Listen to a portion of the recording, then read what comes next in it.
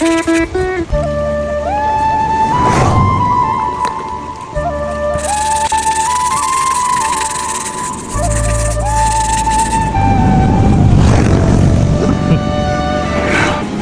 আপনারা দেখেছিলেন যে মাইল ফটকটা অনেক ময়লা ছিল, সাথে ময়লা, যার কারণে কিছু দেখা যাচ্ছিল না।